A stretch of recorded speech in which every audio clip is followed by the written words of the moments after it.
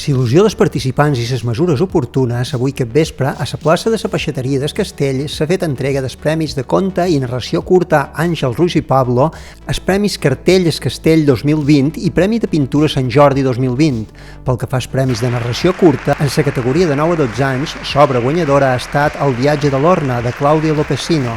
En la categoria de 13 a 15 anys ha guanyat la narració Querida Hanna, de Penélope Rodríguez Luna. El Premi de narració curta Àngel Ruiz i Pablo 2020 ha estat per Eleuteria significa llibertat, d'Auba Coll Llebrés. El concurs de cartells estiu 2020 al Castell, en la categoria infantil, el premi ha estat per El flautista del Castell, de Paco Cardona Luque. En la modalitat adult, la guanyadora ha estat Noemi Trià i Cornejo, amb Tornarem. El premi en la modalitat de fotografia ha estat per Vistes a Calasfons, de Nati Fendant Melis. Al finalitzar l'acte d'entrega de premis, els guanyadors s'han fet una fotografia de record, acompanyat de regidors de l'Ajuntament del Castell que han participat de l'entrega de premis. Bueno, ja fa diversos anys que sabia que es feia aquest concurs i he participat ja 2 vegades. Amb aquesta ja és la segona vegada. I el concurs em penso que l'he jugat per internet. I com que aquí a Menorca és un lloc que m'agrada molt i ja hi he vingut moltes vegades, doncs llavors vaig dir, mira, aviam si tenim sort i fem... És un quadre d'un carrer que li dona un toc de llum, que es diu, no sé si l'heu vist, la pintura.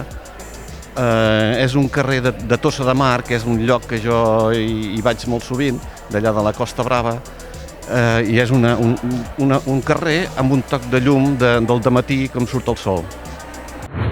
La Fortalesa de la Mola té les seves portes obertes al públic amb una millora en l'activitat de Sky Room. Aquest espai d'evasió va ser inaugurat l'any passat i s'ofereix sota l'epígraf L'última visita. Es practica en unes galeries de 200 metres quadrats que van ser construïdes, segons conta la llegenda, en la zona més fosca de la fortalesa, en ple segle XIX sota l'imperi d'Isabel II.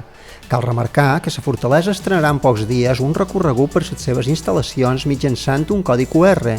La iniciativa permetrà realitzar la visita al monument de manera individual, utilitzant el telèfon mòbil, la qual cosa evitarà aglomeracions de persones i maximitzarà les mesures de seguretat que recomanen les autoritats sanitàries.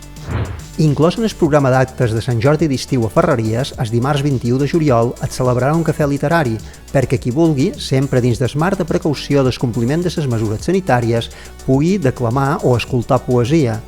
La trobada és a les 7:30 del capvespre, al lloc l'Hotel d'Interior Les Sucreres. Ho organitza el grup de lectura de Ferreries i col·labora l'Hotel d'Interior Les Sucreres i l'Ajuntament de Ferreries.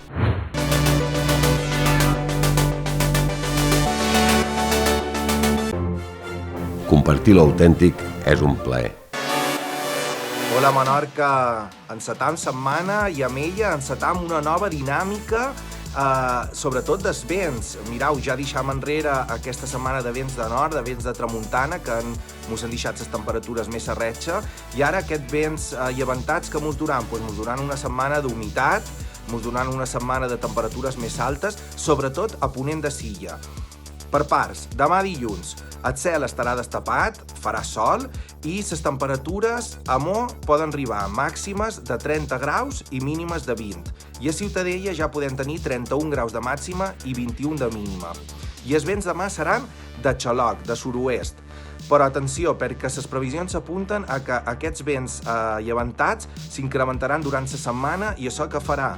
Pues ja ho hem explicat diverses vegades, que la part de llevant, en arribar més de damunt l'aigua i estar l'aigua més freda que la terra, pues farà que les temperatures quedin més a retxa i tota la setmana tindrem màximes d'entre 30 i 31 graus. Però atenció a ponent, aquests vents passaran per damunt la illa rescalfada i arribaran a Ciutadella, on a mitjan setmana ja s'esperen 33 o 34 graus de màxima.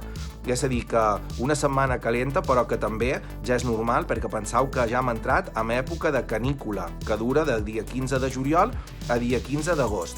Moltes gràcies, bona setmana i molta força a tots.